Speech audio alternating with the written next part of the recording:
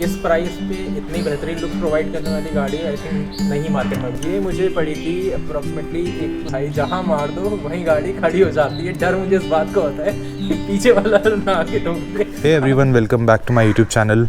आज हमारे पास है फिर से पल्सर N160 और साथ में है इसके ओनर पांडे जी। पांडे जी सामने पधारिए। ये दबंग के चुलबुल पांडे बिल्कुल भी नहीं है जैसा कि दिख रहा है, और ये हमारे साथ थोड़ा सा अपना एक्सपीरियंस शेयर करेंगे। सो पांडे जी, आपने कब खरीदी है बाइक? ये बाइक मैंने ली थी 3 अक्टूबर 3 अक्टूबर 2022। तो अभी लगभग कितना, ऑलमोस्ट 2 महीना हो जाएगा, 1.5 महीना। तो आज हम फर्स्ट सर्विस के लिए आए। फर्स्ट सर्विस के लिए कितने किलोमीटर चल गई? ये लगभग 600 किलोमीटर भी चल गई। 600 किलोमीटर 1.5 महीने में, मतलब आराम से चलाई है। आराम से चलाई, क्योंकि वही 9 to 5 job, work from home, तो बाहर निकलने का वीकेंड भी सीन होता है। हाँ, और उसका रिजल्ट हम देख भी रहे हैं। तो पांडे, कितने की पड़ गई तुमको ऑन रोड? ये मुझे पड़ी थी अप्रॉक्सीमेटली 1,55,000 की ऑन रोड। ऑन रोड 1,55,000 की।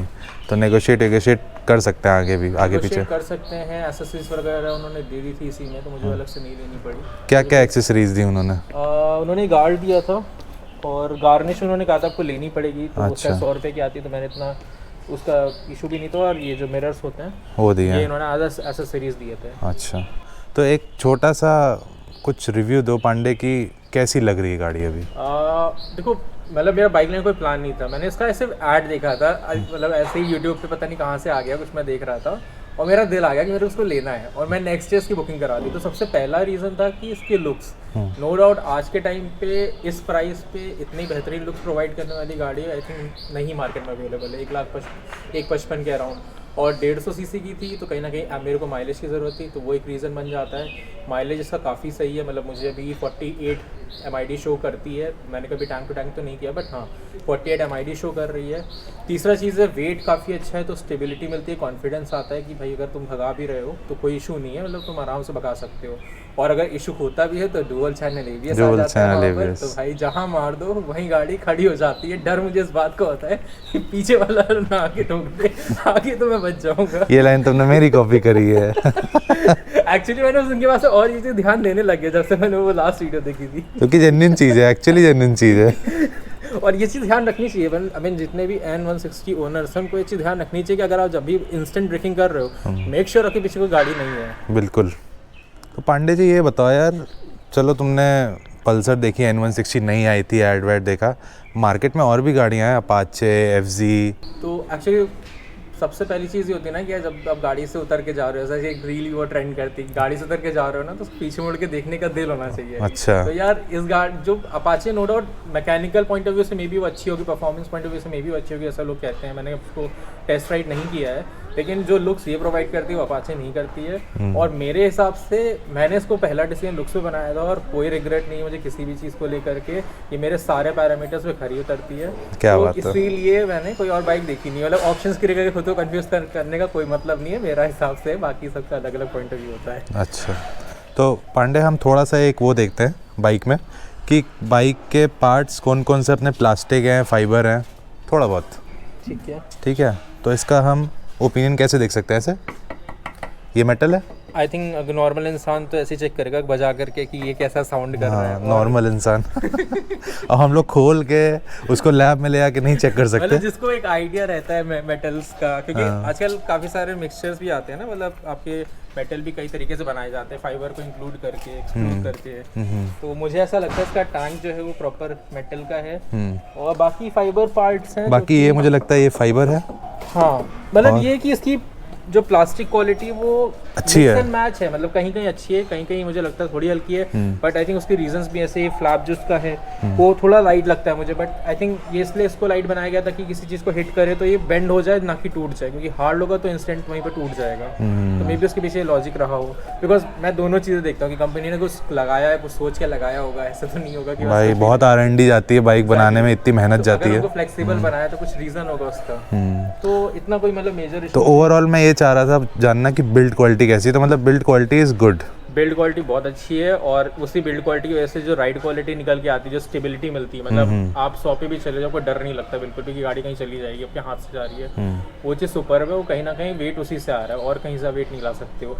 मैं इसका टैंक फुल नहीं कराता हूँ बिकॉज और बढ़ जाएगा। ये ऑलरेडी इतनी भारी है, इसको पीछे करने के लिए एक्स्ट्रा एफर्ट लगते हैं, तो मैं इसका कभी टैंक फुल करके इसको नहीं चलाता हूँ। इसीलिए वो एक्स्ट्रा एफर्ट हो सकता है बाइक की वजह से नहीं लगते हो, वो किसी और चीज़ की वजह से लग सकते हैं। हो सकता है मेरे एफर्ट्स कम हो सके विद दैट टाइम। अरे पांडे, चलो पांडे, अच्छी बातें तो बहुत हो गई है ना, कुछ एक आध कोई पॉइंट तो बताओ जो इसमें तुम्हें कुछ लग रहा हो कि कुछ गड़बड़ है। मुझे इसमें लगता है कि 6th गियर होना चाहिए था पहली चीज़, बिकॉज एक स्पीड के बाद ये पहली बात तो धीरे पिक करती है, और कहीं ना कहीं थोड़ा सा आवाज़ इसकी बढ़ जाती है। अगर छठा गियर होता तो शायद ये 80-90 तक भी बहुत इजीली आती, बहुत आवाज़ नहीं करती, तो पहला वो मुझे फील होता है। और दूसरा इसका भी जो चेन है उसका इशू आ रहा है, क्योंकि ये जब भी गड्ढे में जाती है तो हल्का सा एक क्लिक का मतलब एक आवाज़ आती है अंदर से, कटक से बोलती है, वो गड्ढे में जाने पे ही बोलती है, ऐसे नहीं चलते बोलती है। जब भी इसको कहीं पीछे पहिए पे प्रेशर पड़ेगा इंस्टेंटली गड्ढे में जाएगी, इवन थोड़ा सा भी जाएगी, अगर शॉक आया है गाड़ी में तो फिर वो आवाज़ निकल के आती है, और वो उसी टाइम आ रही है जब गड्ढे वड्ढे में ही, नॉर्मली नहीं आ रही है, ऐसे कोई दिक्कत नहीं है, वो गड्ढे में ही आ रही है। अब इसका इशू क्या है वो सर्विस सेंटर वाले बता सकते हैं। तो अभी हम चल रहे हैं सर्विस सेंटर, और वीडियो को वहीं के उसी के बाद कंटिन्यू करते हैं कि देखते हैं सर्विस के बाद हमको क्या तुम्हारी प्रॉब्लम से। मुझे भी देखना है बजाज कैसे हमको ट्रीट करता है। अभी तक तो हमारे घर में होंडा रही है, हीरो रही है, काफ़ी अच्छा एक्सपीरियंस रहा है। बजाज पहली बार आई है, देखते हैं कैसा एक्सपीरियंस होता है। कोई बात नहीं, हम 7 साल से झेल रहे हैं, आपको भी बताएंगे, अब चलते बताना क्या है पता ही चल जाएगा। चलो फिर इस वीडियो को कंटिन्यू करते हैं हम सर्विस सेंटर के बाद। सो हम आ चुके हैं सर्विस करवा के, एंड सर्विस कॉस्ट कितना पड़ा पांडे जी? ये आया है 1004 रुपये और 0.01 पैसे। 0.01 पैसे? 0.01 नहीं बताना ज़रूरी है। चलो डिटेल में जाते हैं कि कितना और क्या क्या लगा है। तो सबसे पहले हमारा ऑयल फ़िल्टर है, ऑयल फ़िल्टर लगा है जो कि समवेयर अराउंड कितने का है? 79.01 पैसे। ये फिर ये दोनों ऑयल है हमारे, एक 1.15 लीटर का, एक 100 ml का टॉपअप। तो इसका प्राइस समवेयर अराउंड 765 और 150, और एक छोटी सी रिंग होती है जो बदलती है 10 रुपये की। तो टोटल जो कॉस्ट पड़ा है वो 1004 रुपये 0.01 पैसे। तो भाई कम लग रहा है कि ज़्यादा लग रहा है, पहले तो ये बताओ यार। अभी मतलब बाइक में तो पहली सर्विस है, इससे पहले मैंने कार की सर्विस कराई थी, 3 सर्विस का मिला के कॉस्ट 2200 रुपये आया था।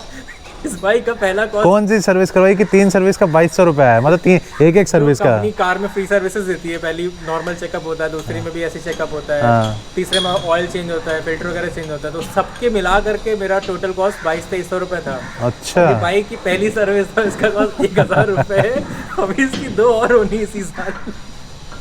मुझे लग रहा है जितना मैं पैसा माइलेज में बचाऊंगा उतना मैं सर्विस में देके कार के बराबर कर दूंगा। और क्या, तो मतलब तुमको कुल मिला के महंगी लग रही है। हाँ कह सकते हैं अभी तक तो। हाँ मतलब ये तुम्हें 1004 रुपये महंगा लग रहा है, वो जो 0.01 पैसे महंगा है वो ज़्यादा लग रहा है? नहीं, मुझे लग रहा है ये लोग ऑयल का थोड़ा ज़्यादा चार्ज है। आई थिंक से मेजर चार्ज ऑयल का ही है, अभी कोई ऐसा काम नहीं हुआ है। तो अगर ये सिर्फ ऑयल पे और फिल्टर पे 1000 रुपये है, कल को थोड़ा भी काम होगा तो ये 1500-2000 भी चला जाएगा। कुछ अगर ख़राब हुआ तो फिर हर चीज़ का पैसा जुड़ता चला जाएगा। वो तो जुड़ेगा अगर भाई। एक बाइक में से 3000 भी सर्विस का ले रही तो मुझे आई थिंक अब शॉक नहीं होना चाहिए। इससे मुझे इतना अंदाज़ा लग गया है। नहीं यार, मैं बता रहा हूँ एवरेज कॉस्ट तुम्हारा जैसे जब पेड भी हो जाएगा ना, तो तुम्हारा समवेयर अराउंड 1700-1800 में निपट जाना चाहिए, अगर कुछ एडिशनल नहीं हुआ तो। वरना नॉर्मल सर्विस 1700-1800 में निपट जाएगी आज से 1 साल बाद। लेकिन आई थिंक कंपनी से ही कराना चाहिए। मतलब कई सारे लोग ऐसे हैं जो पैसे बचाने के बाहर कराने लगते हैं। डेफिनेटली बाहर सस्ता पड़ता है, बट आई थिंक वो नहीं करना चाहिए। अभी रिकमेंड नहीं करेंगे, 2-3 साल में भी नहीं, और पुरानी के साथ में नहीं, अंटिल सबको ये फील होने लगे कि भाई अब सच में कंपनी वाले मेरा काट रहे हैं, फर्जी की चीज़ें चेंज कर देना। अगर कोई ये फील होने लगे, बिकॉज हाँ मेरे पास स्कूटी है तो मैं उसका फील करता हूँ कि फर्जी का उनका ऑयल फिल्टर, उनका फिर उसमें कुछ वो आता है, पता नहीं मुझे एक्जैक्टली नाम याद नहीं है, वो कुछ वो हर सर्विस से ख़राब हो जाता है, पता नहीं कैसे। जैसे मैंने बाहर चेंज कराया, मैंने आज तो उसे बदलवाने नौबत नहीं आई है। वो कहता भाई कोई ज़रूरत नहीं, सब सही चल रहा है। और अगर यही चीज़ कंपनी में करवाता तो हर बार उसको वो चेंज करते हैं। अच्छा, अब ये बताओ भाई, अभी तुमने थोड़ी देर बाइक चलाई तो तुम्हारी जो वो मेन प्रॉब्लम है चेन वाली, उसका क्या लग रहा है अभी? देखो उन्होंने बोला तो है कि हर 300 किलोमीटर पे आपको चेन चेक करानी है, साफ करानी उन्होंने प्रॉब्लम ये बताई कि चेन लूज है, बस और कुछ नहीं बताया। उन्होंने बोला ऐसा कोई दिक्कत नहीं, इट इज़ लाइक उनके अकॉर्डिंग ये है कि भाई ये 300 किलोमीटर पे बाय डिफ़ॉल्ट चीज़ें जो होगी बाइक के साथ में, आपकी चेन ढीली पड़ेगी, आवाज़ करेगी, जो उनके एडवाइस से मुझे लग रहा है, तो उन्होंने ही बोला कि आप 300 किलोमीटर पे क्लीनिंग और टाइट आपको कराना है। तो आई थिंक वो प्रॉब्लम नहीं है, आई थिंक वो बाइक का नेचर है, चेन का नेचर है। तो वो आई थिंक मैं सबसे कहना चाहूँगा कि आप भी अपनी बाइक पे हर 300 किलोमीटर पे कहीं अपनी जो चेन है साफ़ करा लो, इशू आ रहा है तो उसको टाइट करवा लो। वो आई थिंक टेक्निकल ग्लिच नहीं है, वो मैकेनिकल इशू है, वो चेन का ही नेचर है। बेसिकली हम बता दे रहे हैं, हमने जो सर्विस में देखा और उन्होंने कौन कौन से पेच टाइट किए, बेसिकली 2 पेच टाइट किए थे। एक ये वाला पेच है और दूसरा ये वाला। तो आई थिंक इस पता नहीं कौन सा नंबर का रिंच लगेगा इसमें, वो आप देख लेना मार्केट से। अगर आप घर पे करना चाहो तो ये और ये दोनों पेच थे, बेसिकली यही टाइट कर रहे थे वो। और इसके अलावा तुम्हारी हेडलाइट का भी जो तुम्हें डाउट था वो भी कुछ हद तक उन्होंने सेट कर दिया है। हाँ, ये मतलब ये ऐसी चीज़ थी जो मैंने इतनी फील नहीं की, बिकॉज अब शहर में इतना ज़्यादा लाइट का यूज़ होता नहीं, स्ट्रीट लाइट होती, इतना ध्यान जाता नहीं है। बट मेरे कुछ फ्रेंड्स थे, उन्होंने बोला कि अब जो तुम्हारा बीम है, लो बीम, वो ऊपर पड़ रहा है। तो जब उन्होंने चेक किया तो एक्चुअली में ऊपर था। तो यहाँ पर एक रेड कलर का कुछ लीवर है। रेड कलर का लीवर कहाँ गया? पीछे की साइड में चाबी से घुमा के दिखा। ये रहा, ये दिख गया रहने। तो ये वाला जो लीवर है आप इसको घुमा के एडजस्ट कर सकते हो, उससे आपका प्रोजेक्टर लैंप थोड़ा थोड़ा ऊपर थोड़ा थोड़ा नीचे हो जाएगा। बेसिकली ऊपर था तो उन्होंने इसको एडजस्ट करके थोड़ा नीचे किया है। तो अभी रात में चेक करूंगा, लेकिन हाँ इतना दिख तो रहा था कि उन्होंने काफ़ी एडजस्टमेंट किया। तो बीम जो है जो नॉर्मल से थोड़ा नीचे पड़ रही है, जो कि एक्चुअल में होना चाहिए। और उनका कहना भी था कि हाँ इसका जो प्रोजेक्टर है वो थोड़ा ऊपर है। तो अगर आपको भी लग रहा है कि इसका फोकस नहीं अच्छे से बन पा रहा, तो एक बार आप वो अपना प्रोजेक्टर जो है वो चेक करा लो, मे बी वो एडजस्ट करना पड़े। और अगर करना चाहो तो वो रेड लीवर से कर भी सकते हैं। फर्स्ट टाइम आई थिंक आप कंपनी से करा लो, क्योंकि कुछ ज़्यादा एडजस्टमेंट इवन चेन के साथ में भी अगर आपने ज़्यादा टाइट कर दिया वो टूट गई तो लंबे खर्चे होंगे। इससे बेटर है हमने बता दिया इन्फॉर्मेशन के लिए। बाकी आपके अगर को लगता है प्रो तो करना, ना कंपनी चलेगा शांति से। ज़्यादा पैसा नहीं खर्च होगा, 50 रुपये में डाल देना, खुद सब कर देगा। चलो ओवरऑल हमारा और कुछ एक्सपीरियंस शेयर करना चाहते हो पांडे जी? एक एक्सपीरियंस ये है कि हम अपॉइंटमेंट लेकर के आए थे। तो जो ट्रीटमेंट मिल रहा था थोड़ा गेस्ट टाइप था। सर आपका अपॉइंटमेंट है? हाँ सर आप पहले आ जाइए, अंदर आ जाइए। तो पेपर वर्क जो सबके पास जाके हो रहा था मेरा, इस तरह की एक प्रॉपर तरीके से हुआ, वो आगे कर रहे थे। मुझे पहली बार एक्सपीरियंस हुआ कि यार अपॉइंटमेंट से वैल्यू मिलती है, वैल्यू मिल गई। तो वो चीज़ है। बाकी सर्विस उन्होंने सामने की है, कोई रिस्ट्रिक्शन नहीं था कि आप देख नहीं सकते हो, बैठ नहीं सकते हो। कई सारी जगह ऐसा होता है कि वो अलाउ नहीं करते हैं, यहाँ पर ऐसा नहीं था। तो एक अच्छी चीज़ है, ट्रांसपेरेंसी पूरी थी और काम भी आराम से हुआ। ऐसा मुझे नहीं लगा जल्दी कर रहे हो। वॉशिंग बहुत आराम से उन्होंने की है, क्लीनिंग भी अच्छे से की है। अगर कुछ रह जाता है आप उनको बता सकते हो, फिर कर देंगे, कोई इशू नहीं है। तो ओवरऑल फर्स्ट सर्विस एक्सपीरियंस अच्छा है। बाकी अब देखते हैं आगे जाके। तो पांडे जी हो गई सर्विस और कुछ डाउट्स भी क्लियर हो गए, चेन वाला मसला भी सॉल्व, प्रोजेक्टर हेडलैम्प वाला भी थोड़ा सॉल्व। अब जो लोग देख रहे हैं और जो सोच रहे हैं लेने के लिए, उनको क्या बोलना चाहोगे? यार अगर N160 पे जा रहे हो तो आई वुड से डेफिनेटली जाओ, बिकॉज बाइक कोई भी गाड़ी हो आई थिंक मतलब एक इमोशन होता है आपके लिए। और मैं डेफिनेटली रिकमेंड करूँगा, ये हर पैरामीटर पे खड़ी होती है। अगर आप बहुत एंथुजियास्ट हो, आपको कोई परफॉर्मेंस ड्रिवन चाहिए तो मे बी ये आपके लिए ना हो, लेकिन हाँ टेस्ट राइड लेकर के डिसाइड करना, क्योंकि हर किसी का लेवल अलग होता है। बट अगर ऑन एन एवरेज में बोलूँ तो यार गाड़ी बहुत अच्छी है हर पॉइंट ऑफ व्यू पे। तो डेफिनेटली आपको जाना चाहिए और एक बार तो उसे टेस्ट राइड लो, लेना ना लेना तो बाद में आप डिसाइड कर सकते हो। बट मेरे हिसाब से अगर मुझे दोबारा 1.5 लाख रुपए लगाने हो, आज के टाइम पे कोई गाड़ी लेनी हो, मैं इसको आँख बंद करके उठा लूँगा। चलो थोड़ा सा मैच्योरिटी वाली एडवाइस है कई लॉन्डो के लिए। सो आई होप हम लोगों ने जो भी डिस्कस किया वो सब डाउट्स क्लियर हुआ। बाकी आप कमेंट सेक्शन में लिखो, पांडे पूरा फ्री है, वो कमेंट्स पे रिप्लाई करेगा आराम से बैठ के, कोई दिक्कत नहीं है। एंड इस वीडियो को यहीं पे एंड करते हैं। Thank you so much for watching this video. Bye bye, take care, good bye.